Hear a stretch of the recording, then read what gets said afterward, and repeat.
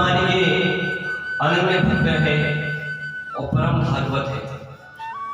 श्री भगवान नंदनंदन जी के जो परम सखा भी है श्री सुदामा जी महाराज, इतने कृपालु ब्राह्मण हैं कि इन्हें कुछ नहीं चाहिए। महाराज वो अपने आप में ही रमण है। कहते हैं ना, रमनते योगिनो इसमें सहारा, जिस प्रकार योगियों के हृदय में रमण करने वाले को राम बोलते हैं ना, इस प्रकार ये भी आत्मा राम है, अपने अंदर ही भगवान को देखते हैं और इनको किसी भी वस्तु की लालसा नहीं है। मिल गया तो ठीक है और ना मिला तो भी ठीक है। इन्हें किसी भी वस्तु की आकांक्षा नहीं है कि महाराज आज ये चाहिए। सुखदेव जी महाराज ने बड़ा सुंदर वर्णन किया है भागवत जी में, उसे हम श्रवण करेंगे और कुछ सीख लेंगे कि हमें भगवत भक्ति किस प्रकार करनी चाहिए। कश्याशीर्षका कश्चिन् ब्राह्मणो ब्रह्मविद्रमा विरक्तिन्द्रियार्थेषु शान्तात्मा जितेन्द्रिया। जो भगवान के भक्त हैं सुदामा जी, विरक्त गृहस्थ जीवन का तो पालन कर रहे हैं, सिर्फ किस लिए? क्योंकि इस भवसागर में आए हैं तो सबसे बड़ा जो आश्रम है, सबसे अच्छा आश्रम तो माना जाए तो गृहस्थी आश्रम है। तो महाराज गृहस्थ आश्रम में वो हैं, लेकिन जो एक डोर है ना, ये भगवान से बांध रखी है हमने। बाहर से तो सारे नियम अपना रहे हैं, बालक भी हैं, पत्नी भी हैं, लेकिन कृपा इतनी अच्छी जो पत्नी है उनकी वो भी उन्हीं जैसी, उन्हें भी भगवान ही। तो ये बहुत बड़ी भगवान की कृपा होती है कि हम तो ऐसे हैं ही, हमें अपने साथी भी ऐसा ही मिल जाए, ऐसा बहुत कम होता है। लेकिन महाराज उनको बढ़िया जोड़ी गई। जितेंद्रिया है, उन्होंने अपनी इंद्रियों पे ना विजय प्राप्त कर ली है। हमारी इंद्रियां कैसी हैं? आंखें हैं तो अच्छा अच्छा देखना पसंद करती हैं, कान हैं अच्छा अच्छा श्रवण करना पसंद करते हैं, हाँ जीभ आगे बढ़ती है तो ये भी अच्छा अच्छा रसास्वादन करना चाहती है।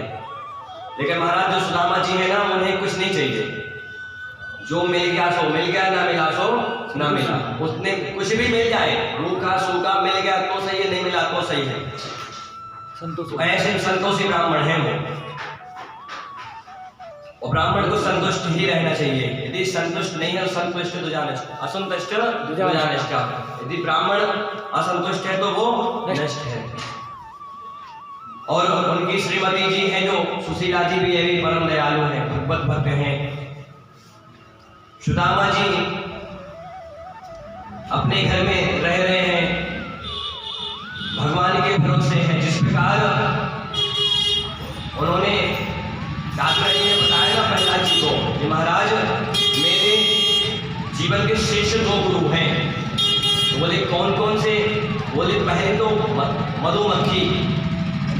महाराज मैंने देखा एक छत्ता लगा हुआ था एक पेड़ में, और मधुमक्खियों ने करीबन नहीं तो 1 साल मेहनत की, न जाने कहां कहां से रस लाई, उस छत्ते में एकत्रित किया उन्होंने।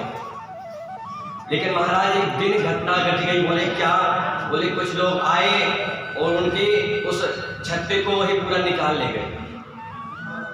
उन्होंने भी एक पल में छोड़ दिया, उन्होंने भी एक पल में छोड़ दिया। बोले इतने विरक्त, मतलब उन्हें कोई मतलब नहीं, भाई ये चला गया कोई बात नहीं, और देगा भगवान, भगवान और देगा। इस प्रकार सुदामा जी भी थे। लेकिन एक दिन की बात है कि सुदामा जी भगवान का ध्यान पूजा पाठ कर रहे थे, तभी श्रीमती जी आई और सोचा कि भैया ध्यान करना अच्छी बात है, भगवान का भजन करना अच्छी बात है, लेकिन जो ये शरीर मिला है ये बार बार तो मिलना नहीं है, एक ही बार मिला। क्षणभंगुर जीवन की कलिका, इसी में क्षणभंगुर भी है और दुर्लभो मानुषो देवो, दुर्लभ भी है। तो सबसे पहले तो क्या इस शरीर की हमें क्या करनी चाहिए? सुरक्षा करनी चाहिए। क्यों महाराज, एक दिन तो भजन कर लिया, लेकिन दूसरे दिन स्वास्थ्य गड़बड़ हो गया तो भजन कैसे हो पाएगा? तो भजन के साथ साथ इस भौतिक जो अधम शरीर है ना, इस शरीर अधम कहा गया, नित्य है, अनित्य है शरीर। नित्य नहीं है। नित्य तो केवल परमात्मा ही है, बाकी सब जीव अनित्य है। द्वयमेव पुरुषो लोके क्षरचर्य विचार, एक तो क्षर एक अक्षर। पुरुष दो प्रकार के हैं, बाकी वो भगवान तो परम पुरुष है। जो मृत्यु लोक में है वो क्या है? क्षर। और अक्षर कौन है? जो वैकुंठ में है। तो महाराज एक दिन सुदामा जी भगवान का कीर्तन कर रहे थे, बैठ के भजन कर रहे थे, लेकिन सुशीला देवी आई, आके बैठ गई वहीं। महाराज जब सुदामा जी निमित्त हुए तो सुशीला ने प्रणाम किया कि महाराज प्रणाम करती हूँ, साथ में आपसे आग्रह भी करती हूँ। बोले क्या? बोले महाराज इस संसार में आए हैं तो जीव का चलाना भी जरूरी है। बोले हाँ वो तो है देवी, लेकिन जो मिल गया सो खुश रहो, जो मिल गया सो खुश रहो। काफी लोग कहा करते हैं कि जो सुदामा जी है ना वो भीख मांगते थे ना।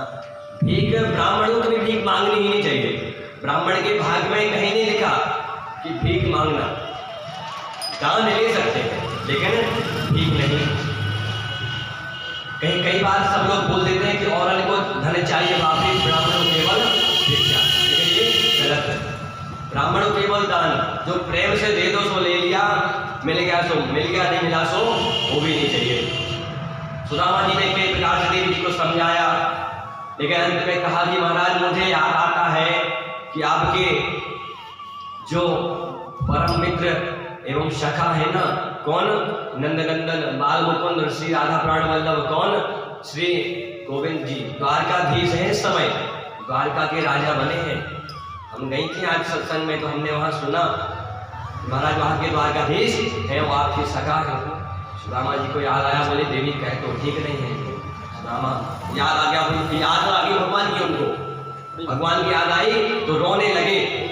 जब चर्चा होती है ना भगवत चर्चा, तो किसी व्यक्ति से हम स्नेह करते हो और उसकी चर्चा हो, वो हमारे पास ना हो, और याद में तो आंसू अपने आप आने लगते हैं। तो ऐसे ही कहा सुशीला देवी ने, और सुदामा जी रोने लगे। बोले हाँ देवी, मेरे वो सखा थे, लेकिन हम जो जीवन की परम अवस्था होती है ना, उसी में साथ में रहे। जब आश्रम में थे तब साथ में थे, लेकिन तब से बिछड़े सो आज तक ना मिले। लेकिन आज तुमने याद दिला दिया, धन्यो देवी, जो आपने दिला दिया।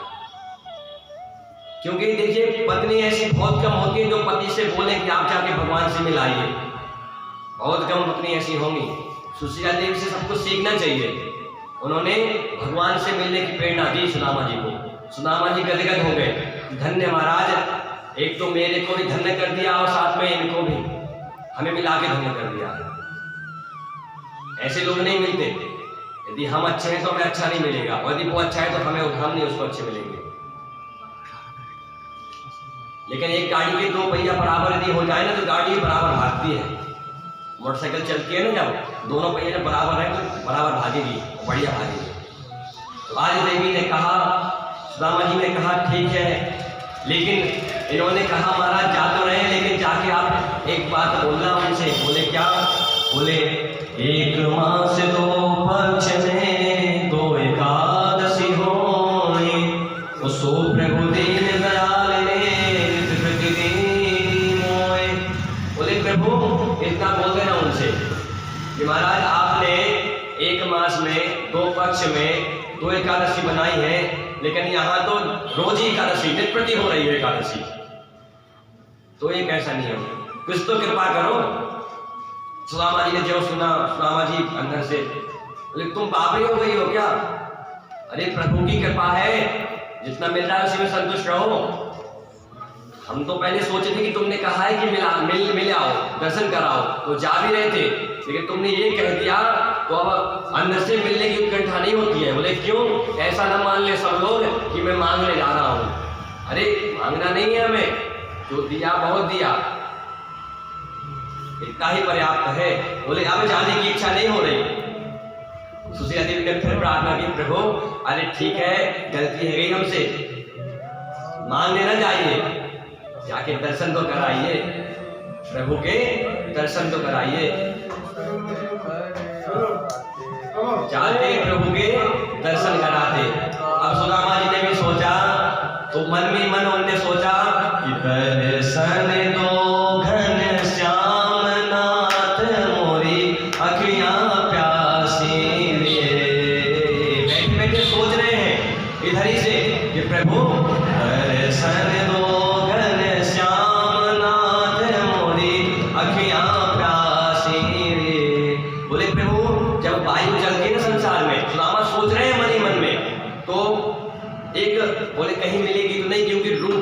स्पर्शवान वायु, तो संग्रह में जो आया है ना, बोले रूप रहित है लेकिन स्पर्शवान वायु स्पर्शवान है। इसी प्रकार ईश्वर सर्वदृष्टि लेकिन तदेव सर्वम न दृश्यते। बोले हैं तो प्रभु आप सभी जगह, लेकिन सभी जगह देखते नहीं है नाथ। इसीलिए आपका मंदिर बना, क्या बोलते हैं कि मंदिर मंदिर मूरत तेरी, फिर भी न देखी सूरत तेरी। बोले प्रभु आपका तो मंदिर में दर्शन रोज करने जाता हूँ, आपकी प्रतिभा का दर्शन रोज करना जाता हूँ, लेकिन प्रभु एक बार साक्षात मिल जाओ सामने तो जो तस्वीर से इतनी प्रतिभा से प्रेम और इतने सुंदर लगते हैं आप, न जाने आप साक्षात कितने सुंदर होंगे। बोले एक बात और, बोले जब आपने इस तन को बनाया ना, तो इस तन को मैं जब देखता हूँ तो मैं बहुत खुश हो जाता हूँ। बोले क्यों? क्योंकि जब इतना बनाया आपने इतना सुंदर, तो आप कितने सुंदर, जिसकी रचना इतनी सुंदर वो कितना सुंदर होगा। तो बोलते हैं कि मंदिर मंदिर मूरत तेरी, और फिर भी न देखी सूरत तेरी, आँखियाँ प्यासी है। बोले प्रभु अभी भी आँखियाँ प्यासी है, दर्शन ले दो। इतना सोचा, फिर समाधि टूटी, फिर समझाने लगे। बोले अरे देवी हमें फिर याद आता है, कहीं आप ऐसा तो नहीं कि धन के लिए ही भेज रही हैं, क्योंकि गोधन गज धन बाज धन और रत्न धन खान, जब आपे संतोष धन सब धन थोड़े समान। बोले इस जीवन में कितना भी धन मिल जाए, गोधन गज धन बाज धन, पहले यही धन होता था, आज चलने लगा ये सब, गाड़ी पहिया ये सब, पहले नहीं था ये सब। पहले जिसके पास गौ माता है, जो गौ की सेवा कर रहा है, नंद बाबा के पास इतनी गायें थी, विश्वानु जी के पास इतनी गैया थी, तभी इनको उपाधि मिली।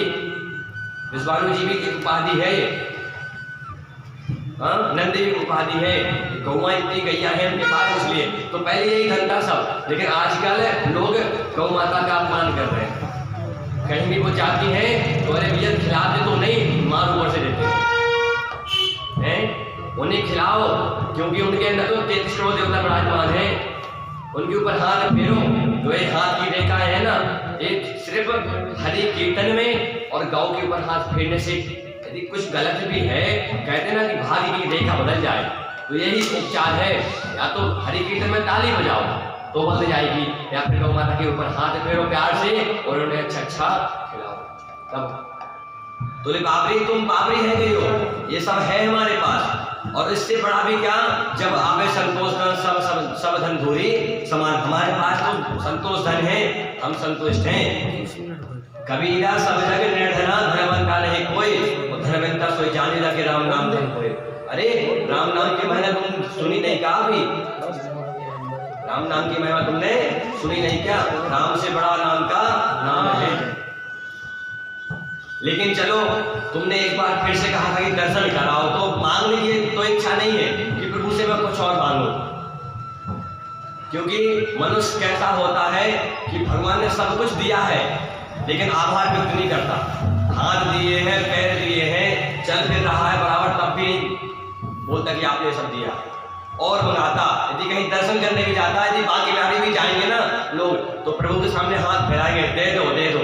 अरे दे दो क्या, प्रभु से ये कहो कृपा कर दो, कृपा कर दी तो सब मिल गया है। लेकिन जाते तो हैं, लेकिन क्या बोलते हैं कि सुख की बात कभी ना करते, दुखी दुखी नाते। कभी ये नहीं बोलते कि प्रभु आपने इतना कुछ दिया में हम संतुष्ट हैं, नहीं, दुखी दुखी नाते। अरे प्रभु अब बहुत दुख हूँ मैं, तो ये चाहिए वो चाहिए, गाड़ी चाहिए, अभी शादी, लड़का, ये यानी क्या क्या गिनाते भगवान को, और नहीं शर्माते बताइए, तब भी उन्हें शर्म नहीं आती। अरे प्रभु इतनी कृपा की आपने, तन चल रहा है अच्छे से, हो सकता था कि आगे ना देते, थोड़ी मिस्टेक हो जाती तो अभी काम हो बहुत हो, लेकिन नहीं हुई आपसे।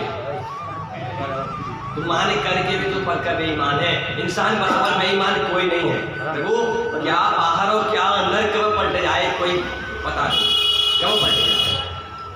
अब सुना जी ने अनेक प्रकार से समझाया सुशीला जी को, और बोलते कि मैं जा तो रहा हूँ लेकिन प्रभु की अच्छी से सेवा करना, बढ़िया नित्य उठना, ब्रह्मकालीन ब्रह्म प्रातः काल उठ के ब्रह्म मुहूर्त में प्रभु का अर्चन वंदन करना, और अच्छे से प्रसाद मिला पवाना, समय पर शयन करा देना, सब कुछ समझा दिए, भूल मत जाना एक भी दिन। और हम जा रहे हैं और दर्शन करके कुछ देर में आ जाएंगे। इस प्रकार सुदामा जी कहेंगे चल दिए। अब सुदामा जी निकले भैया, लेकिन तभी याद आया उनको कि यदि मित्र के घर, गुरु के घर हैं, जहाँ छोटे छोटे बच्चे हों वहाँ जाए तो खाली हाथ नहीं जाएगा। लौटाए, बोले देवी खाली हाथ जाना नहीं चाहिए, बोले मैं तो अपने सगा के यहाँ जा रहा हूँ, और यदि खाली हाथ चला गया तो बात बिगड़ जाएगी, सगा गुस्सा आ जाएगा। और तुम तो जानते हैं वो तो जन्म का ही ऐसा है, स्वभाव जिसका ऐसा है, तो कुछ न कुछ ले जाना चाहिए। अब ठीक है, आप नहा लीजिए, तब तक मैं बंदोबस्त करके लाती हूँ। जल्दी से गई और 4 घरों से उन्होंने मांग के लाई। यदि सोचती तो प्रभु की स्मृति मार्ग से बोरी और चावल आया थे घर से, लेकिन वो 4 जगह से मांग के लाई और एक दुपट्टे में जो 4-5 जगह से सिला हुआ है उसमें बांध दिया और थमा दी, प्रभु लीजिए अब चलिए। अब गए, सुदामा जी जा रहे हैं, अब याद कर रहे हैं कि प्रभु का कितना सुंदर स्वरूप, मैं जब जाऊंगा तो किस प्रकार मिलूंगा, अरे जब दर्शन हो जाएंगे तो फिर लौट के आने का मन भी ना हो, ऐसे सोच रहे हैं, रोते जा रहे हैं कि कब दर्शन होंगे प्रभु के, कब दर्शन होंगे। इस प्रकार जा रहे हैं, रोते हुए जा रहे हैं। अब जाते जाते बहुत देर हो गई प्रभु, अब सोच रहे हैं कि बड़ी दूर नगरी, बड़ी दूर नगरी, वो कैसे आऊं मैं कन्हैया, बड़ी दूर नगरी। बोलते प्रभु तुम्हारी ये द्वारका है ना, कितने दूर बसे पता भी नहीं कहाँ। इस प्रकार ढूंढते ढूंढते हरि क्षेत्रम, कुरुक्षेत्रम, श्रीरंगम, सेतु बंधम, यानी कहाँ कहाँ भ्रमण कर डाला, वृंदावन पहुंच गए। लेकिन अभी भी पता पड़े भैया कहाँ पहुंच गए, बोले आप तो वृंदावन आ गए हैं। ले मतलब भक्ति में, भगवान के चिंतन में इतने आत्माराम हो गए कि रास्ता तक भूल जाते कहाँ से जाना है। अब पहुंचे भैया, पहुंचते एक नदी के पास पहुंचे, अब वहां बैठ गए। अब स्वरूप भी उनका देखो तो इतने पतले दुबले, जो स्वरूप है ना उनका इतना वो है कि बहुत वो, जो धोती पहने हुए भी जाने कितने रहे फटी है, हड्डी पूरी दिख रही है, एक छोटा सा बच्चा भी खड़ा हो जाए तो पूरी गिन डाले। लेकिन माथे में जो ब्रह्म तेज है ना, ये छलक रहा है। ब्राह्मण विद्वान है, क्या है कैसा है, ये उसके बोल चाल से और ब्रह्म तेज से ही पता लग जाता है, दिखाने की जरूरत तो नहीं पड़ती, स्वरूप भी पूछ जाता है। ब्राह्मण के अंदर क्या है वो दिख जाता है। तो सुदामा जी के जो मस्तक है ना, इतना ब्रह्म तेज से वो हो रहा है कि दरबार आए। अब सुदामा जी नदी के किनारे पहुंचे, अब वहां बैठ गए, चोट लगे प्रभु में, इतना चलते चलते मेरी बीमारी फट गई है, पैर भी दर्द देने लगे, और अभी भी आपकी नदी नहीं आई, और ये नदी भी अब कैसे पार होगी, अब कैसे पार होगी। अब सोच ही रहे थे, तब तक प्रभु की कृपा, हम किसी भी दुख में फंस जाएं, किसी भी समय, लेकिन हरि स्मृति सर्वविघ्न मोक्षण, हरि की स्मृति किसी प्रकार की नहीं हो, अब नहीं जा पाए, वो उससे पार लगा देते हैं। सुदामा जी ने सोचा कि प्रभु इस नदी से अब मैं कैसे पार हूं, तो इतना कह के वहीं बैठ गए। लेकिन तब तक भगवान की कृपा, क्योंकि भगवान को उन्होंने याद किया, तब से सामने से देखे पुरुष आ रहे हैं, केवट आ रहे हैं, और कोई नहीं, वो नंदन ही है, द्वारकाधीश स्वयं आ गए।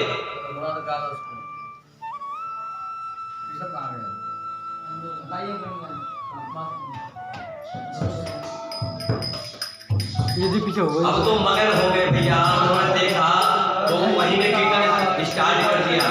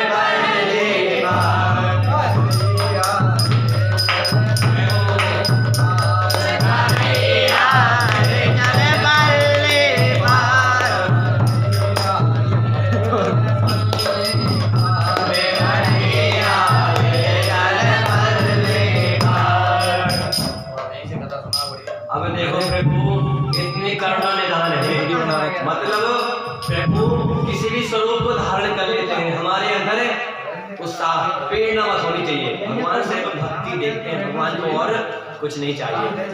भगवान ने देखा कि सुदामा जी का अब वो टूट रहा है, साहस टूट रहा है, तो भगवान ने साहस टूटने नहीं दिया। भगवान स्वयं केवट बन के आ गया। कृपा नहीं तो ये क्या है ठाकुर जी की है। हम भगवान के प्रति एक क्षण बनाते हैं ना, तो भगवान हमारे प्रति 100 क्षण बना के आगे आते हैं। अब प्रभु अब लेकिन पूछा उन्होंने, परीक्षा ली, बोले सुदामा जी राधे राधे। बोले अरे राधे राधे भैया द्वारका। बोले बिल्कुल द्वारका जाएंगे, लेकिन नदी पार करा के फिर द्वारका सीधे रास्ता लगा।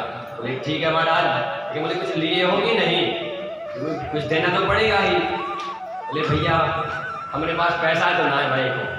तो बोले तब तो फिर, तो बोले तो भैया फिर जब कृपा कुछ नहीं है तो क्या है, हमें लगता है उनकी एक शादी नहीं है। रोटी के सिवा का चुना है हमारे पास। और वो चावल लिए थे वो भी ना दिखाए, क्यों? यदि दिखा देते तो यहाँ ये ना ले ले तो वहाँ क्या देंगे, तो वो भी नहीं। बोले भैया कुछ नहीं है हमारे पास। तो लेवा चलना हो तो लेके चले, लेके चलना हो तो लेके चलो, वरना भैया हम लोग जे बैठे हाथ जोड़े। अब मैं तो थक गए हो, यदि लाला की अर्ज हो तो 1000 बार यहाँ से लेके मुझको जाए, लेकिन मैं तो ना जाऊँ। इस प्रकार कहा सुदामा जी ने। और सुदामा जी बोले चलिए ठीक है भैया, आप जैसे लोगों के लिए हम फ्री सेवा भी कर देते हैं, फ्री बैठ जाइए। आप बैठ गए, सुदामा जी बाहर ले गए।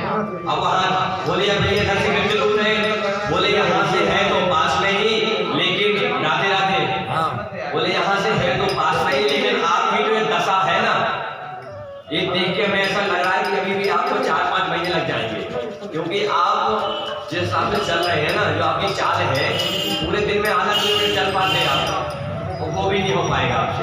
लगता ही 3-4 महीने और आप लगा देंगे। अब जब सुना तो सुदामा जी और चले, लेकिन चलते चलते भूख लगती है, प्यास लगती है, जिंदगी अब उदास लगती है, कैसे आऊं मैं तेरी द्वारका, आस भी अब निराश लगती है।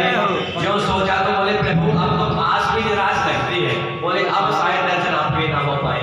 इतना कह के सुदामा जी वहीं लेट गए और फिर चिंतन कर रहे हैं और भगवान का कीर्तन करने लगे कि गोविंद जय जय गोपाल जय जय, गोविंद जय जय गोपाल जय जय, गोविंद जय जय गोपाल जय जय, गोविंद जय जय गोपाल जय जय, बंसी बजैया लाल जी की जय जय, बंसी बजैया लाल जी की जय जय, राधा जी की जय जय, रमण जी की जय जय, राधा जी की जय जय, रमण जी की जय जय, राधा जी की जय जय, रमण जी की जय जय, राधा जी की जय जय, रमण जी की जय जय, सोला सहस्र विजय गोपियन की जय जय, सोला सहस्र विजय गोपियन की जय जय, गोविंद जय जय गोपाल जय जय, गोविंद जय जय गोपाल जय जय, राधा रमण हरि गोविंद जय जय, राधा रमण हरि गोविंद जय जय, राधेश की जय हो। वो भजन करते करते वो सो गए, लेकिन जब आंख खुली सो भैया द्वारका दिखी सीधे उठे। अब वो आंख खुली, लेकिन वो नहीं जान पाए कि द्वारका है, क्योंकि सोए तो नदी के किनारे थे। बोले अरे ये गांव कौन सा है जिस दिन मैं सोया था, पता नहीं ये कैसे आ गया। तो वहां से कुछ लोग गुजर रहे थे, बोले भैया जय श्री कृष्णा। बोले जय श्री कृष्णा। बोले ये नगरी कौन सी है? बोले हमारे द्वारकाधीश की नगरी है। बोले द्वारका? बोले हाँ ये द्वारका है। अब प्रभु द्वारका को देखकर ही दुख सब दूर भये, पीड़िता दरिद्रता की कहीं नहीं छाया है, और मूल बाने दिनों की जगमगे कह रही कोसेगी अपना तो मेरे ने लुटाया है। चारों ओर माया माया पति को न पाया, ये वसुंधरा ने जाने किस धारा पे बैठाया है। वो सारे ही भवन राज भवन के जैसे लगे, राजा का भवन जाने कहाँ पे बनाया है। सोच रहे हैं कि भैया इतनी जगमग द्वारका देख के बोले कि भैया ये बैकुंठ लगे, बिल्कुल बिल्कुल जहाँ देखो जहाँ एकदम सजी धजा सब कुछ है, पूरे जितने भी मनुष्य सब मंगलमय आनंदित हैं, कोई भी किसी प्रकार कहीं भी दुख नहीं है, कोई भी प्रकार का ताप नहीं है। और इतने मूल्यवान रत्न लगे हुए हैं तो सोच रहे हैं कि भैया कुबेर जी है ना जो, तो पूरा कोष लगता है कहीं लौटा दिया, जितना खजाना था पूरा यहीं दे दिया समझ ली लोगों को। चारों ओर माया ही माया देखी उन्होंने, अभी सिर्फ माया देखी और मायापति को ना पाया। बोले माया तो दिख गई, प्रभु की माया तो दिख गई, ये माया ही तो है। जब नारद जी को सत्यभामा ने संकल्प में दान कर दिया नारद जी को, तो जाने लगे तो वहां पे बोले आप कैसे, तो बोले जी प्रभु के बंदी तुम लोग कुछ दे दो तो बात बन जाए। तो वहां पे जब तौला गया ना प्रभु को, तो प्रभु तुले रही माया से, एक तुलसी पे ही फिर बाद में तुले थे। इस प्रकार बोले माया ही माया, चारों ओर मैंने माया देख ली लेकिन प्रभु को ना पाया अभी भी।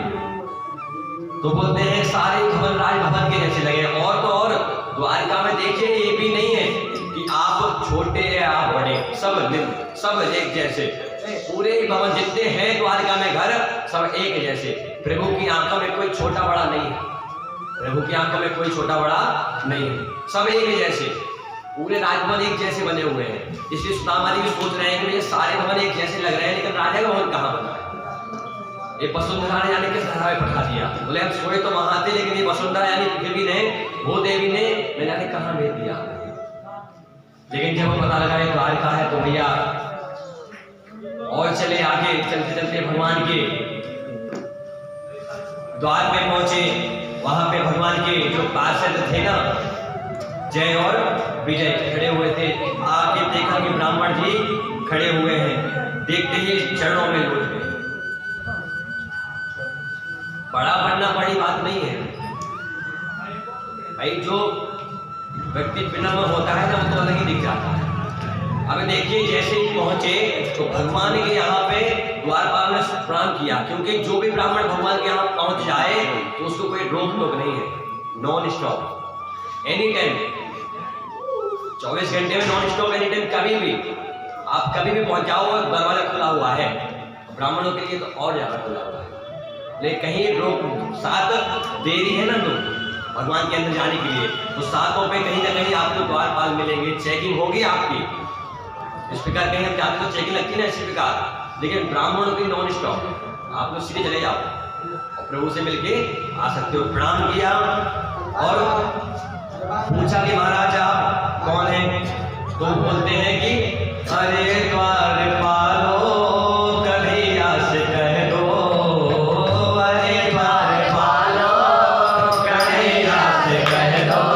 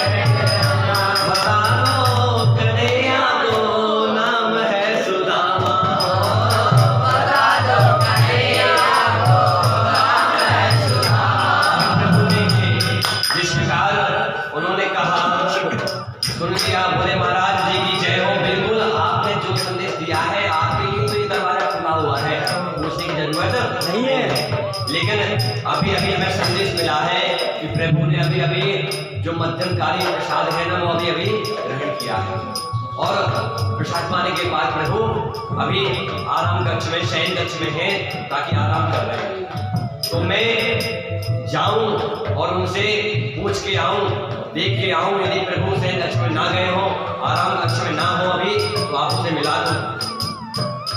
अब वहां पहुंचे सब लोग। वहां पहुंचते ही प्रभु को देखा कि प्रभु बैठे हुए हैं, प्रणाम किया, बोले महाराज द्वारकाधीश की जय हो। अभी अभी दरवाजे पे एक ब्राह्मण आए हैं, वो बोले हैं कि मैं प्रभु से मिलना है। बोले कौन है वो? तो स्वरूप बताते हैं, बोलते हैं शीश बगाना जला तन पे प्रभुवाने सुबह सो के ये ग्राम, धोती फटी सी लटी दुपटी अरो पाए उपासन की नहीं सा, कि द्वार खड़ो तुझ दुर्लभे, द्वारे खड़ो तुझ दुर्लभे, के रहो जग सो सुधा विराम, और पूछत दीन दयाल को नाम, बतावत अपनो नाम सुदामा। बोले प्रभु स्वरूप देखने से तो, बोले जो धोती पहने हुए ना बीच से आगे फटी हुई है, शीश झकाना, शीश पे ना कुछ नहीं है, पगड़ी भी नहीं है, वस्त्र भी अच्छे से नहीं पहने हुए हैं, लाठी लिए है वो भी एक जगह से टूटी हुई है, देखने में तो एकदम सूख गए हैं। लेकिन महाराज है ब्राह्मण, क्योंकि जो ब्रह्म तेज है ना, बताए ना ब्राह्मण का जो तेज है यही सब प्रमाणित कर देता है कि ये कौन है। बोले बहुत तपस्वी लग रहे हैं, लेकिन प्रभु आपको अपना सखा बता रहे हैं। और जो इतना सुना तो सुनते ही दौड़े चले आए मोहन। भैया सुना और सुनते ही भगवान सब भूल गए कि मैं कौन हूँ। प्रभु जिस अवस्था में थे उसी अवस्था में दौड़ पड़े। ना पैरों में जो पहनते ना पालूका वो भी प्रभु ने नहीं पहने, और प्रभु दौड़ते जा रहे हैं, मुकुट भी प्रभु नहीं लगाए हैं। जो एक पीताम्बर है ना उनका पीताम्बर ये गिर गया है जमीन पे, प्रभु उठा नहीं रहे, सिर्फ दौड़े जा रहे हैं। अब प्रभु यहाँ दौड़े, द्वारका में हलचल मच गई। उद्धव जी ने पूछा रे भैया क्या हुआ? बार बार बोले प्रभु कोई आए थे संत जी, हमने बोला कि आपको सलाम बता रहे, कुछ सगा बता रहे आपको, मिलने आए जी, हमने इतना कहा सोई दौड़ पड़े। अब सब लोग आगे आगे, प्रभु सबसे पीछे पीछे, और लोग इत्यादि सब लोग पीछे पीछे दौड़ रहे हैं। अरे हुआ क्या? किसी को कुछ पता नहीं है हुआ क्या, लेकिन प्रभु दौड़े चले जा रहे हैं। और प्रभु ने साथ दे दी है ना, जो ये पार कर ली और मेन गेट पे पहुंच गए। जब देखा तो देखी सुनाम की दीन दशा, करुणा करके करुणा निधि रोए।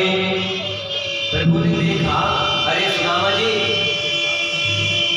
अपने हृदय से लगा लिया और रोने लगे, खूब रोने लगे। लेकिन सुनामा जी को भी अंदर से रोना आया, लेकिन वो रोए नहीं। क्यों? क्योंकि यदि मैं रो दूंगा तो ऐसा ना हो कहीं प्रभु को ये लगे कुछ मांगने आ रहा है, तो रोए नहीं। अंदर अपना अंदर दम छुपाया, यहाँ छुपा लिया उन्होंने। प्रभु रो रहे हैं लेकिन सुदामा जी नहीं रो रहे। क्यों? इसीलिए कहीं कोई ये ना समझ जाए कि लग तो रहे भिखारी जैसे, यानी कहाँ से दरिद्र आ गए हैं, लेकिन मैं रोऊंगा नहीं। क्यों? यदि लोगों ने ऐसा समझ लिया तो बात सब बिगड़ जाएगी। दरिद्र, जानते हो दरिद्र कौन है?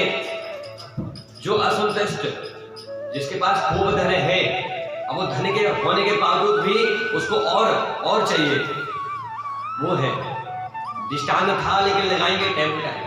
इसलिए प्रभु रोए नहीं हो। क्यों? क्योंकि यदि रो देते तो यहाँ बात बिगड़ जाती। रोए नहीं, सब लोग देख रहे हैं और सब लोग को अचंभा हो गया कि प्रभु रो रहे हैं। अब प्रभु को देख के जितने थे सब रोने लगे, सबको अचंभा सा हो गया कि प्रभु आखिर में रो क्यों रहे। अब प्रभु अंदर लेके गए और उन्होंने जहां रुक्मणी जी शयन करती थी ना, उस बिस्तर पे बिठाया प्रभु ब्राह्मण देवता को। और पानी पराते को हाथे छुओ नहीं, नैन के चरण धोवन लागे। प्रभु ने पानी परात को हाथ में लगाया। रुक्मणी जी जो लेके आई ना सोने के कलश, सोने के लोटा में जो लेके आई ना जल, छुआ भी नहीं। पानी परात को हाथ छुओ नहीं, और नैनन के बरसों धोवन लागे। अपने नैनों से जो जल निकल रहा है ना, आंसू निकल रहे हैं ना, तो प्रभु के पैर धुलने लगे हो।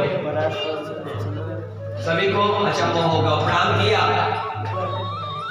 प्रणाम करने के बाद स्वागत सत्कार किया।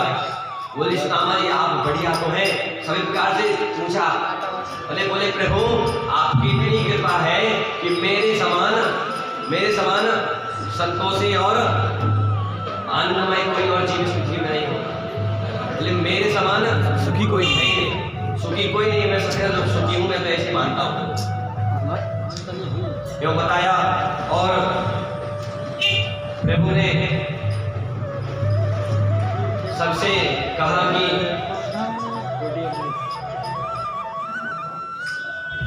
सुदामा जी का आशीर्वाद ले।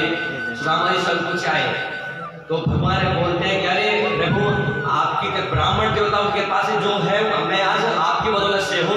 बोले आज मैं द्वारकाधीश जो बना हूँ ना, मेरा कुछ नहीं है, सब आपकी कृपा है। क्यों?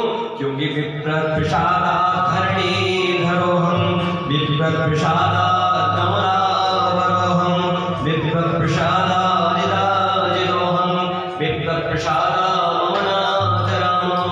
बोले जो कुछ है ना विप्रो का प्रसाद है, मेरे में कुछ सामर्थ्य नहीं है।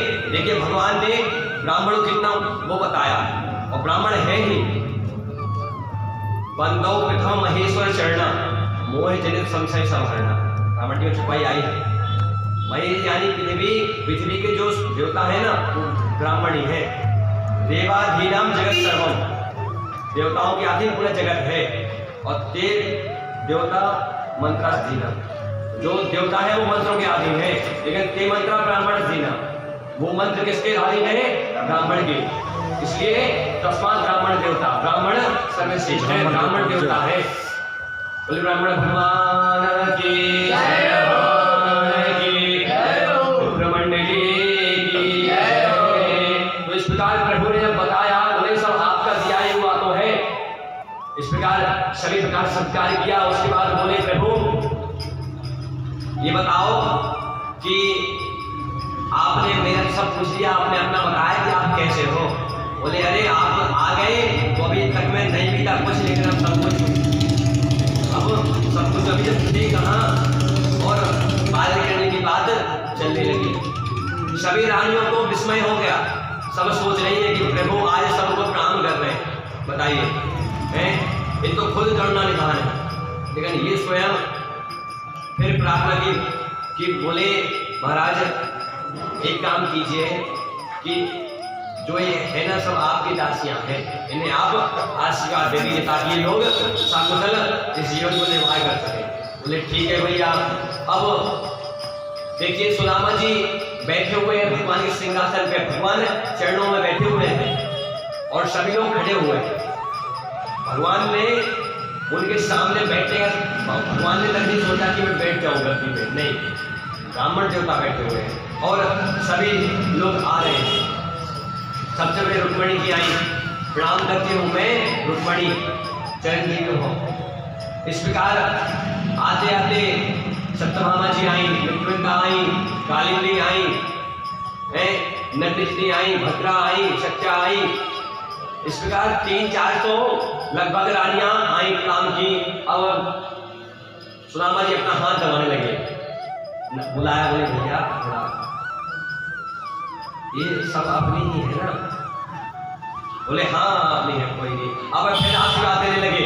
अब 500-600 और आशीर्वाद दिया तो फिर भैया एक बार और वो खुद आ गए कि पूरा तुम्हारे पास ही। बोले अरे 1000, बोले पड़ोसी वड़ोसी कोई नहीं है, ये जितनी है सब बोले अपनी ही पत्नी है, पूरी सब मेरी पत्नियां। अब आप आशीर्वाद। बोले भैया यदि अभी 4-5 तो हुई है, अभी तो जाने कितनी लोग खड़ी है दिख रही है, तो जब तक ये लोग को इतना आशीर्वाद दूंगा तो मेरा तो काम हो जाएगा। मैं सिर्फ दुबला पतला आदमी, खाया भी नहीं अच्छी जगह कितने दिनों से मैंने। एक काम करो, तुम ही प्रणाम कर लो, स्वामी तुम हो, तुम प्रणाम कर लो, हम तुम्हें आशीर्वाद दे दे कि तुम सुखी रहो, आज तुम सुखी रहो तो ये सब सुखी रहे। बोलिए अब भगवान ने देखिए ब्राह्मण देवता को प्रणाम किया और प्रणाम जैसे क्या उन्हें कह दिया कुशल रहिए, शांत रहिए, इसी प्रकार हमेशा मुस्कुराते रहिए, स्वस्थ रहिए, मस्त रहिए और खूब तरक्की करिए। आशीर्वाद दे दिया। हाँ स्वस्ति प्रजाभ्यां परिपालनाय न्यायेन मार्गेण महिषां गो ब्राह्मणेभ्यो स्वस्तु नित्यं लोका समस्ता सुखिनो भवन्तु। बोले आपके साथ साथ में पूरे विश्व को आशीर्वाद मिल गया, लोक का समझता सुख पूरा त्रिलोकी है ना, ये पूरी धन्य हो गए। अब प्रभु बैठ के अब बोले सुदामा, बोले बोलो, बोले हमें लगता है जब हम गुरु आश्रम में पढ़ते थे ना तो वहां पे सब लोग बोलते थे कि सुदामा जी की शादी करा दो, शादी करा दो। तो आप कहा करते थे नहीं नहीं हमें शादी नहीं करानी, हमें तो महात्मा बनना है। तो कहीं महात्मा तो ना बन गए आप? ना लाला मैं महात्मा तो ना बन पायो, घर वालों ने बहुत बहुत फोर्स किया, पीछे से बहुत फोर्स किया, मन तो नहीं था लेकिन बहुत फोर्स किया, तो भैया महात्मा ना बन पाए, गृहस्थ जीवन में आना पड़ा। प्रभु ने कहा, प्रभु ने साथ दिया, बोले आप सही किया जो आ गए आप, क्योंकि गृहस्थ आश्रम ही श्रेष्ठ है। व्याख्यान तो नहीं करूंगा लेकिन यही मान लो ये श्रेष्ठ है। अब बोले अच्छा, लेकिन बोले अब ये बताओ कि भाभी बढ़िया है? हाँ भाभी तो बढ़िया है। बोले आप एक बात बताइए? बोले हाँ बोलिए। बोले आपने शादी कर ली और हमें ना बुलाया? सुदामा जी ने शादी कर ली हमें ना बुलाया? बोले अरे लाला तो क्या बताऊं, भूल गए हो। बोले अच्छा मतलब मेरी कोई बुलाया? बोले होता है कभी कभी जब कोई बड़ा कार्यक्रम करते हैं ना तो सबको तो बुला लेते हैं, लेकिन जो अपने होते हैं वही भूल जाते हैं। अक्सर होता है, आजकल भी वही होता है, जो सबसे क्लोज हो जाता है वही भूल जाएगा। बोले दूर दूर से तो बहुत लोग आए थे लेकिन जो अपना था वही भूल गया। लेकिन लाला एक बात बताओ, हमसे तो मान लो गलती है गई, लेकिन तुम्हारी जो इतनी सारी शादी हुई है और तुमको मेरी याद है, मैंने आई, एक में नाई, दो में नाई, तीन में नाई, लेकिन इतनी शादी मेरा तो हाथ तो मेरा आशीर्वाद देते थे, तुम्हें मेरी याद ना आई कभी? बोले अरे ब्राह्मण देवता सखा मित्र क्या बताऊं, ऐसी दुविधा में फंस गए थे। बोले कैसी? बोले शाम के 6 बजे मैंने घड़ी में देखा कि 6 बजा है, उस समय कोई हलचल नहीं थी, शादी की कोई बातचीत नहीं थी, लेकिन 6:20 में सभी रानी द्वारका में आ गए। बोले इतनी जल्दी जल्दी सब है गए हो कि कुछ समझ में ना आए। आदमी तो अच्छी शादी हुई लेकिन 20 मिनट में सब कुछ है गए, इसलिए ना बुला पाए। बोले चलो भैया कोई बात नहीं। बोले एक बात बताइए आप? बोले पूछिए। बोले अभी तक तो आप अकेले थे हमें लगा, लेकिन अब तो भाभी जी भी है, तो भाभी है तो भाभी ने जरूर मेरे लिए कुछ भेजा होगा, मैं जानता हूँ, क्योंकि माँ और भाभी में कोई अंतर थोड़ी ना है। माँ तो भाभी और माँ कोई अंतर नहीं, दोनों एक समान है। तो बोले हमें लगता है कुछ न कुछ तो भाभी ने भेजा होगा जरूर, तो आप दीजिए। अरे बोले लाला कुछ नहीं है, कुछ नहीं है। बोले लाला एक बात बताओ। बोले क्या? बोले तुम्हें याद है हम आश्रम में रहा करते थे ना, तो एक बार काष्ठा इकट्ठी करने के लिए गए थे जंगल में, तब पानी खूब गिरा था, याद है ना? बोले हाँ हाँ याद है। क्यों नहीं याद है, क्यों भूल थोड़ी ले जाएंगे? बोले हाँ तो याद होगा कि हमने जो आपके हिस्से के वो आए थे ना चने, वो भी ग्रहण कर लिए थे। बोले खूब याद है, खूब याद है, लेकिन तब ग्रहण कर लिए तो कर लिए थे, लेकिन अभी भाभी ने क्या मिला ये तो बता दो। बोले लाला बड़े है गए हो, लेकिन नादानियां वो ना छोड़िए, जिस बात का अटक आए सो वही अटको रहे, आगे ना बढ़े। इतना कह के फिर बोलने लगे, बोले देवी तुम्हें याद है ये लाला छोटे में कैसे वृंदावन में घूमता था, गोकुल में घूमता था? बोले चोरी करते थे और कोई काम इनके पास नहीं था, माखन चोरी करते थे, कुछ नहीं पहनते थे, ऐसे ही भागते थे। और तो और जो सखी रहती थी ना, जो गोपियां रहती थी ना, इनके भी चित्त को ऐसे हरण करते थे कि क्या बताऊं। अरे बोले बता दीजिए बता दीजिए। जब स्त्रियों को अपने पति के बारे में कुछ जानने को न मिले ना, एक बार बस लग जाए तो जानने की उत्कंठा जा जाती है। बोले और बताइए? बोलते एक बार तो बात है कि एक गोपी थी तो यमुना जी पे बैठी थी।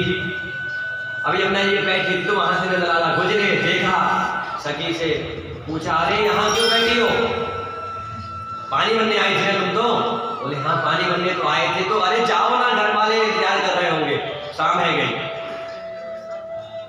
उठा दिया, मटकी रखवा दी ऊपर, लेकिन जब मटकी रखवाई ना कान्हा ने गोपी के सिर पे, तो मटकी उठाए तो गोपी ने अभी कान्हा को देखा नहीं था, मटकी उठाई तब भी नहीं देखा।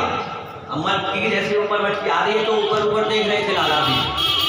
और जैसे ही लाला ने गोपी को देखा और गोपी ने लाला को देखा, सो एक गोपी बाबरी रह गई और धाम से मटकी नीचे पटक दी और भाग गई। फिर शिकायत हुई, मैया ने खूब डांटो। इस प्रकार ने कितनी लीला की इनने ब्रिज में। अब कन्हैया फिर मुस्काए, बोले भैया ये सब जानती है, सखा ये सब जानती है, इनसे कुछ नहीं छुपा। क्यों यही माखन चोरी और चिर चोरी का तो है कि आज ये रानी बन के यहाँ बैठी है, सब वही है। आप ये बताओ कि चावल क्या लाए हो? लाए क्या हो? लगता है कि उस साइड धोती में ना कुछ उठी उठी लग रही है, तो लगता है उसमें कुछ छुपाए रखे हो। जब ये वो कहा, अब देते हो कि मैं छुड़ाऊंगा। जो कहा तो अब सुदामा जी शर्माए कि भैया इतनी रानियां हैं, राजघराने की है, सब बड़े बड़े घरों से आई हुई हैं, आई इनके सामने मैं चावल निकालूं तो जाने जाने क्या कहेंगी, कैसे मित्र है। बोले चावल